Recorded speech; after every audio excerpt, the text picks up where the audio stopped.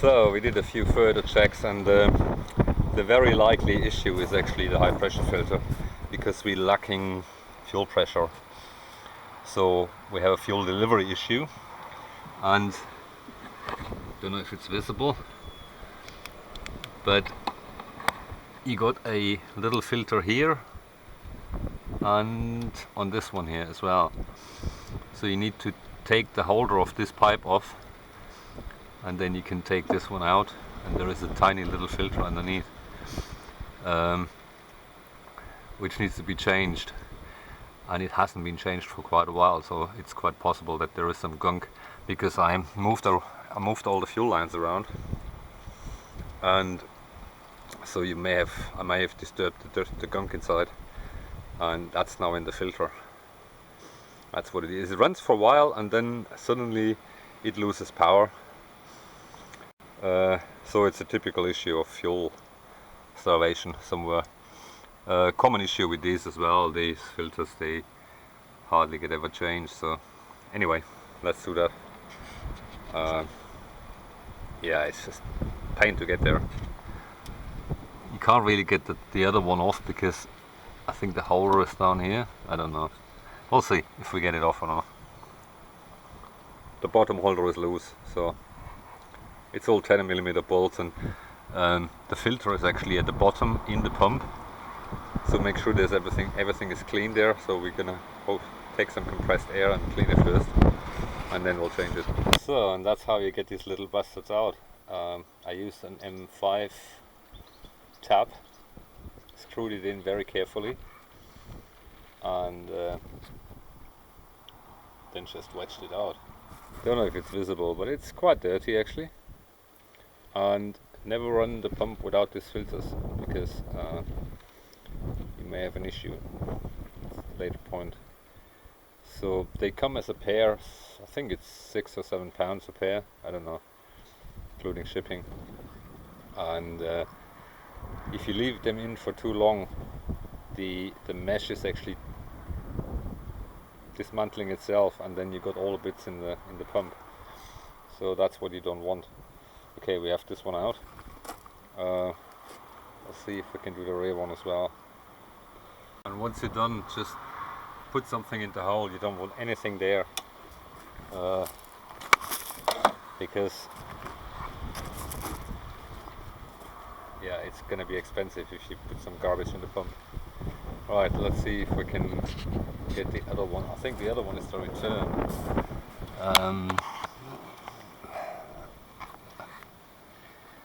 There are rumors that people don't like to get them off because it's pretty difficult to do so.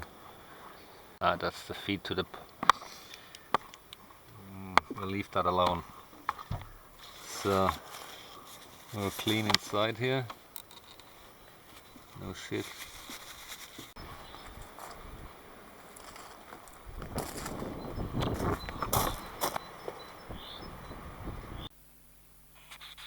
Okay, well, if you have a fuel delivery issue, and because I took the tank pump sender unit out, it was blowing into this, and a fountain of really dark, dirty fuel came out.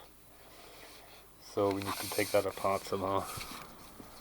I don't know exactly how, but we'll get it apart somehow. Well, it looks like this is a non-serviceable fuel filter. I can't believe that. The whole thing throw away when it's just unbelievable. Look at the gunk which came out. I just reverse flushed it, and then I need to check if there is something available aftermarket maybe, because that's probably 100 quid at Mitsubishi. You can take the pump out, so you don't need to replace the pump and the sensor, but apparently this thing is full with some filter medium, and there is no way this is all glued together. That plug is just a plug, and I can't see a point how it comes apart. I just hate this, you know, just instead of a normal filter, doing something like that. We found that this new filter is different than the old filter. If you look at this one, it's got a hole here, and this one had a, I took it out, most of it had some, it's molded, it's a plug, so this is closed, and the pressure regulator goes into this one here. So we need to take this remains out and just drill a hole into it. I guess that's how it seems to work, because otherwise the pressure regulator won't work. Yeah, it wasn't super expensive. It was about £15, $20. Sounds reasonably cheap, but it's not the right one. The rest of it seems to fit. It's just that thing. So what I came up with was a milling cutter with the right size, and just turn it by hand. So that's what we came up with. We just use a milling cutter, which is the exact size, and then just gently turn it by hand until we milled everything off here. So now we should have an almost flat bottom.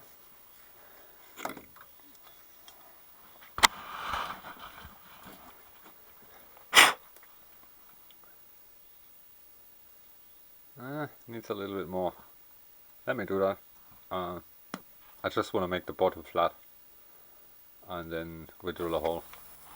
So now we have reproduced the same, don't know if it's visible, same hole, and should be fine.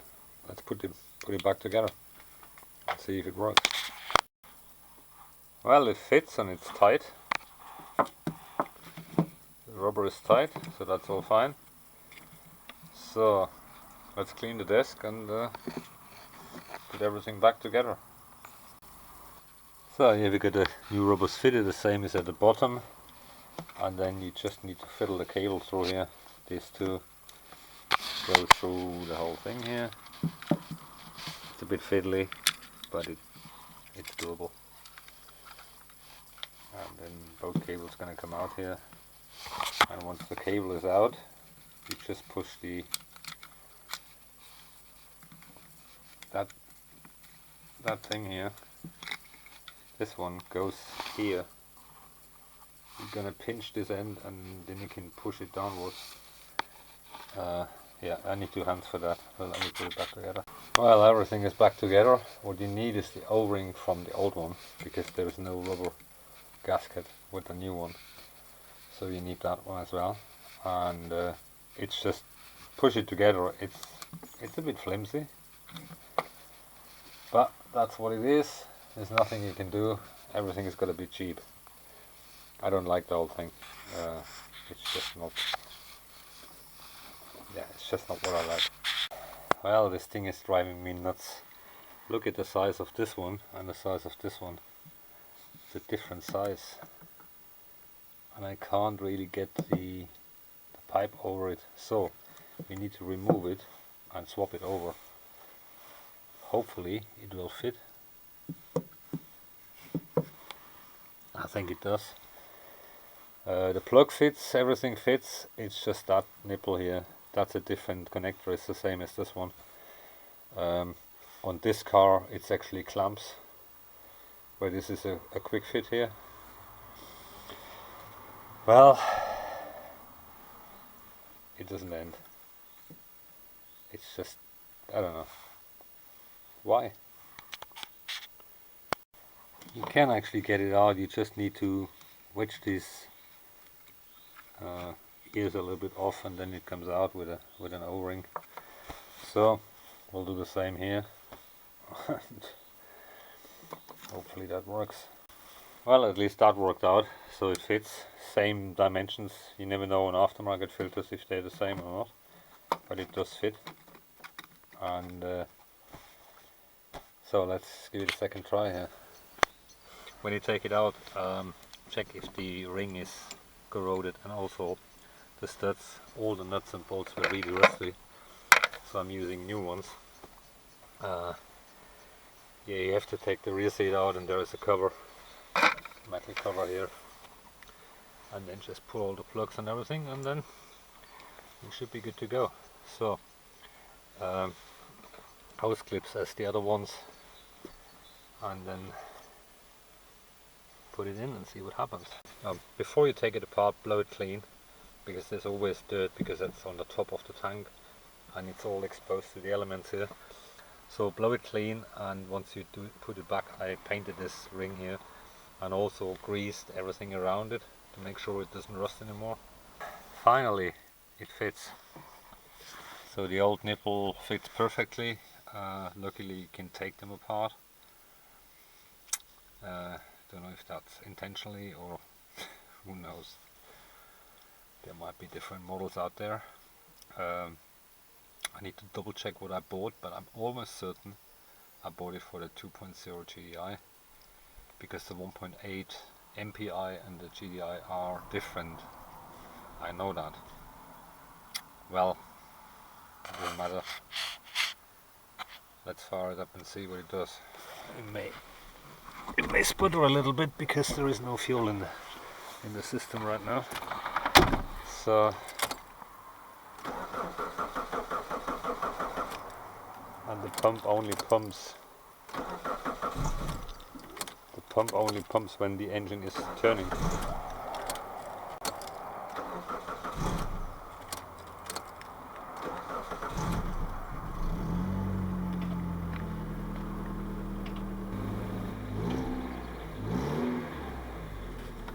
We're still running lean on places, so I'll leave it running, put the cover back on, and hopefully we got all the air out. So we're still on our P0190 fault here. So what we're going to do is we measure the voltage directly on the sensor. Just use a pin, because it makes no sense. The pressure is, it can be the sensor, it can be the wiring, but the wiring seems to be okay, because I've got 5V on the yellow one and ground on the brown one. So the green one is the signal, and you need to get something in there. So let's send ignition on and see what voltage we got.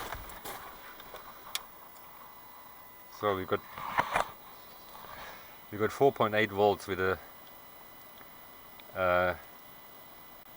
non-running engine, and we got the same. We get the same with the running engine. So I have a strong feeling that there is a connector problem or a sensor problem. Let's fire that up.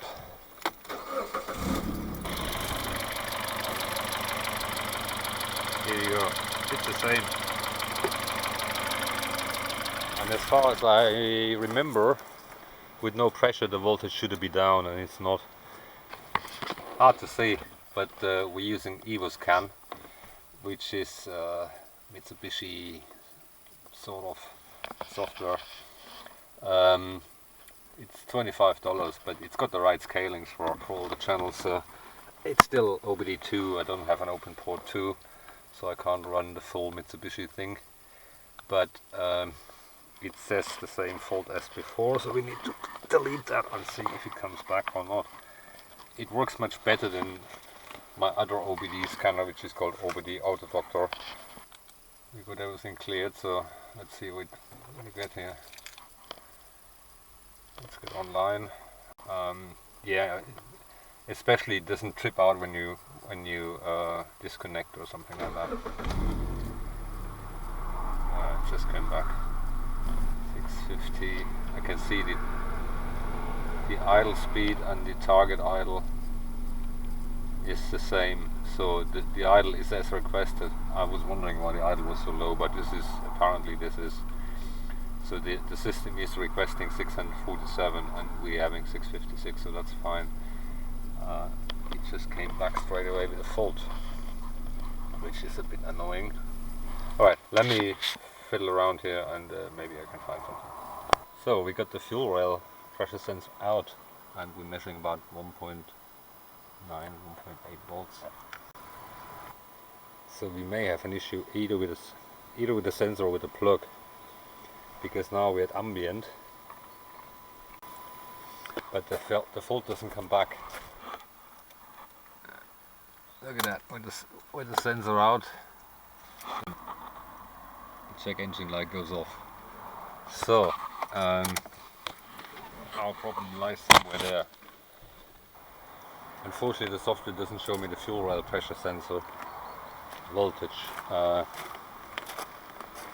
We got two options. It's either the sensor or the plug, but at the moment it's all fine. So I think we put it back in, because I bent the lugs a little bit, and it's gradually coming down now. So I don't know.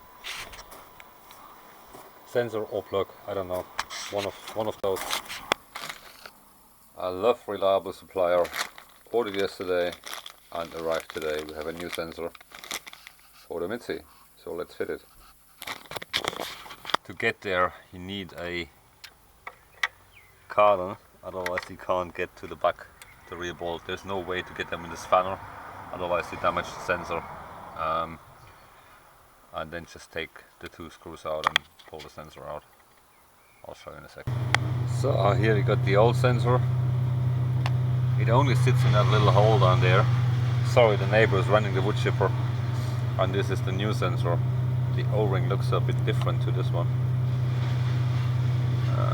Probably a bit worn. It's got the same number on it, so it might be the same. This ring stops the O-ring from tearing out, because it's about maximum pressure is 65 bar or something like that, so quite a little bit. Put a tiny film of grease around the O-ring, it makes your life easier, and it's only held with this collar on top and two screws. So let me put that in and see if that makes life any better here. Sensor was £30, $35. Okay, new sensor is in. Plug is properly seated. You have to drive it in with a flange. The new O-ring is very tight. So again, we may have some starting issue, because the pressure in the fuel rail is low.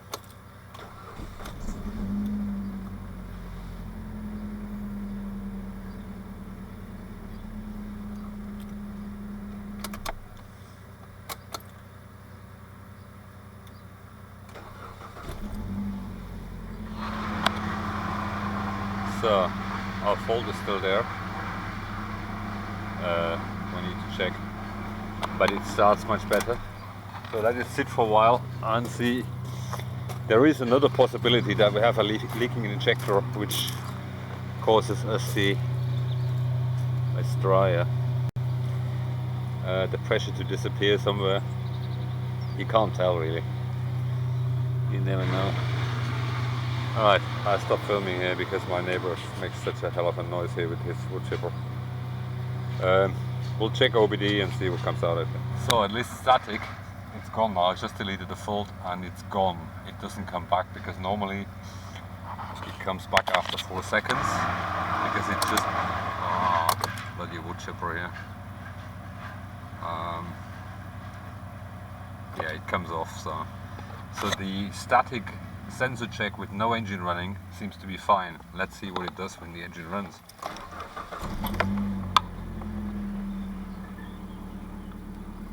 It's not coming back right now. So let's warm that up a little bit and see what we're getting here. So what I think what the problem was is that the sensor is short to ground, because the sensor worked sort of okay when it was out, which is very misleading. You know, the sensor is out and works, you put it back in and it doesn't work. So the error was P0190, which is fuel rail high pressure sensor malfunction, circuit malfunction. So that means there is a problem with the circuitry itself. To diagnose now we got running, I think. Yeah, to diagnose what what the issue is rather simple. If it comes on when you turn ignition on, straight away after 4 seconds, it's very likely the sensor, because the engine isn't running. Why is it moaning about low battery here? Well, doesn't matter, it runs. Yeah, again, so if the fault comes straight after you turn the ignition on with no engine running, it's very likely the sensor. If it comes at higher revs, it can be a sensor issue, but it's very likely some control issue with the fuel pump itself, because it tries to control the fuel pressure. Unfortunately, there is no OBD PID available with the standard Mitsubishi setup here. So I'll leave that warming up a little bit and see if I can find a mains cable for my laptop here. Well, I got it warm now. Got a power supply for the laptop. The idle speed on this car is super distracting. It's okay, but it sounds like almost stalling. So if you put it in gear, it's coming low now. Target is 600. Look at that, 600 RPM idle target on a 4-cylinder engine. And we got 590. But it sounds like almost stalling. It's normal. That's what it's asking for. Because this target idle RPM is what the ECU wants, and the engine RPM is obviously what the engine is doing, 593, so this is fine. I'm in reverse gear now. So if I go in forward gear, it's the same, I think. 593, 625, 600. Yeah, we're hovering around 600, so it's fine. What I've noticed is that the fuel trims are going down, so we were running too rich before because of the faulty sensor. And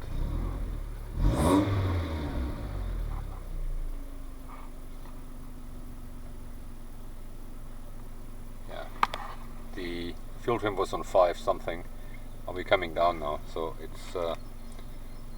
it's running leaner now, for sure. Alright, I think this rounds it up here. Again, I think the sensor had a short to ground, and that was the reason why the sensor worked when I pulled it out, but it didn't work when it's in the car. Strange fault, but it does happen with sensors sometimes. This sensor is about 17 years old, so yeah, possibilities. It's on high stress, and when the car was designed there was no alcohol in fuel. Now we have 5%, 7% alcohol in the fuel, which may dissolve some pipes and things like that. You never know. Lots of issues with same with diesel, with the biodiesel stuff. You got issues with fuel pipes and things like that. I was abroad many years ago in France, and they sell E75 fuel or something like that, so it's 25% alcohol, and I had issues with leaking fuel pipes when I came back on my Jeep, because this car was designed in 1990 or probably years earlier, and no one thought about having alcohol in fuel. Anyway, problem solved. We're gonna do a test drive as soon as Groupie is back with my Volvo. Just in case I need some help. Then we're going on the road with no one which can come to me and eventually pull me away with the Jeep or so. That's strange. The EGR is doing wild things here. Anyway, that's what it is, and I will monitor that a little bit longer, and just to make sure it starts fine. There is a good possibility that the sensor has an issue for a long time, because the fuel consumption went worse over time, and apparently when I pulled the connector for taking the manifold off and put it back, that gave the sensor the rest. We'll probably check it on the bench what it really does. I have a 50 bar calibrator, so we'll see if it works on the bench, and then it will confirm my theory that the sensor is actually has actually a short to ground. Anyway, that's it, not much more to say. If you're interested in EvoScan, just Google it. It's $25 and it's definitely worth it, especially if you got the OpenPort 2 device. You can do a lot more, but it's, even as an OBD2 scanner, it's much better than everything I had before, because you can see all the stuff and you can graph it and things like that. I may do a tutorial on that, I don't know, but I think there are many videos on YouTube already. I like it. It's a nice piece of kit, and for the price, all you need is the right cable. But this is one China cable for $15.99 or something like that. Anyway, that's it from this one. Thanks for watching. Thanks for subscribing. Until next time. So we're going for a test drive and see what happens. Just log the data and let's go and find a spot where we can put some throttle on.